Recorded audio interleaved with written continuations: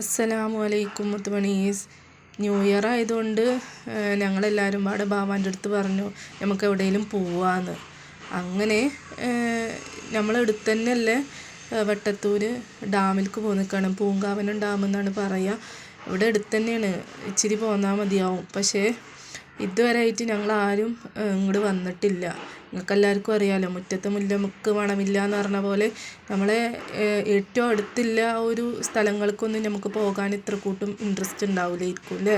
നമുക്ക് യാത്രകൾ ചെയ്യണം, ഒരുപാട് അങ്ങനെ പോകണം എന്നുള്ളതായിരിക്കും നമ്മളെ മൈൻഡിലുണ്ടാവുക. ഞാൻ അങ്ങനെയുള്ള ഒരാളാണ്. എനിക്ക് ഇങ്ങനെ അടുത്തുള്ള പ്ലേസിലേക്കൊന്നും പോകണമെന്നും അത് എക്സ്പ്ലോർ ചെയ്യണമെന്നൊന്നുമില്ല, ഒരു മൈൻഡ് സെറ്റില്ല ആളല്ല. ഞാൻ മാത്രമല്ല, മക്കളാണെങ്കിലും അങ്ങനെ തന്നെ. ഞങ്ങൾ ദൂരെ എവിടെയെങ്കിലും പോവാമെന്നാണ് പറയാറ്. അപ്പോൾ ഇതുവരെ കണ്ടിട്ടില്ലല്ലോ എന്നുള്ളിലേക്ക് ഞങ്ങൾ അങ്ങനെ പോകുന്നതാണ്.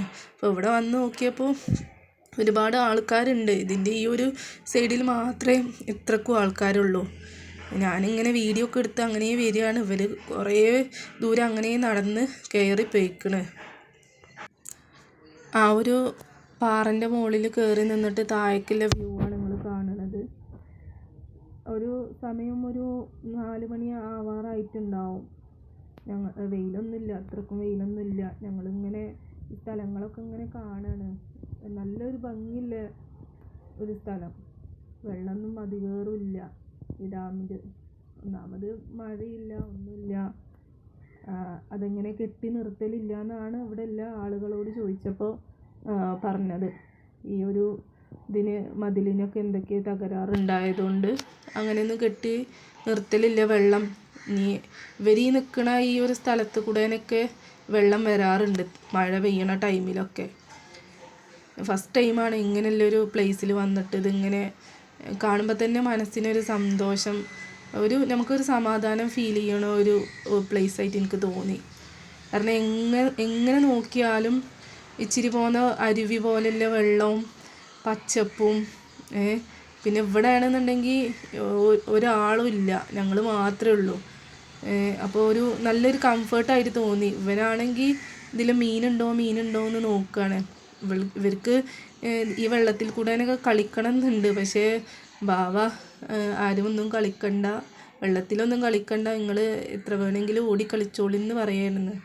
അങ്ങനെ നടന്നു പോയപ്പോഴാണ് ഞങ്ങൾ 2 താത്താർ ഇങ്ങനെ ആടുകളെ മേയ്ക്കാൻ വന്നത് കണ്ടിരിക്കണത്. ഇവർ സിയാണെങ്കിലും യാസീനാണെങ്കിലും ഇങ്ങനെയൊക്കെ ഈ കഥകളിൽ കാണുക, ആടിനെ മേയ്ക്കാൻ വരിക, അങ്ങനെയുള്ള സംഭവമൊന്നും ഫസ്റ്റ് ടൈമാണ് ഇത് കാണുന്നത്. ഇത് നമ്മളെ കുട്ടി സബ്സ്ക്രൈബറാണ്. ഇവള് സിയയുടെ കൂടെ ഇങ്ങനെ കളിക്കാനില്ല ഒരു ഇതൊക്കെ ഇരുന്നു. സിയ കുറേ വിളിച്ചു വായോ എന്ന് പറയുന്നത്. ഇവളെ ഹായ് പറയാണ്, നിങ്ങളെ അടുത്ത് എല്ലാവരുടെ അടുത്തും ഹായ് പറയാണ്. കുഞ്ഞി കുട്ടിയാണ്. അങ്ങനെ ഞങ്ങൾ ഇവിടുന്ന് കയറി പോവാണ്. ഇവിടുന്ന് പോരാനുള്ള ഒരു മനസ്സൊന്നുമില്ല രണ്ടാൾക്കും. അതിൽ ഓടിക്കളിക്കാൻ വേണ്ടിയിട്ടും. പിന്നെ മഴക്കാലം ആയാൽ അതിൽ കൂടെ തന്നെ വെള്ളം വരുമെന്ന് ബാവ പറഞ്ഞു കൊടുത്തപ്പോൾ ഈ വെള്ളമെല്ലാം സ്ഥലത്ത് കൂടെ തന്നെയാണ് ഞങ്ങൾ കളിക്കണമെന്നില്ലൊക്കെ ഒരു മൈൻഡ് കുട്ടികൾക്ക് ഭയങ്കര സന്തോഷമായി. അവർക്ക് ആ ഫസ്റ്റ് ടൈം അല്ലേ പോലെ അങ്ങനെയൊക്കെ വരുന്നതും കളിക്കണതൊക്കെ. അങ്ങനെ ഇറങ്ങി പോവാണ്. ഒരു മനസ്സൊന്നും ഇല്ലെങ്കിലും അങ്ങനെ പോവാണ്. ഞാനും സിയും വീണ്ടും ഇവിടെ തന്നെ നിൽക്കുകയാണ്. പക്ഷെ ഭാവി യാസി അങ്ങ് എത്തിക്കണ്, വണ്ടിയുടെ അടുത്തെത്താനായിക്കണ്. അവിടെയൊക്കെ നിറച്ച് വേസ്റ്റ് ഉണ്ട്.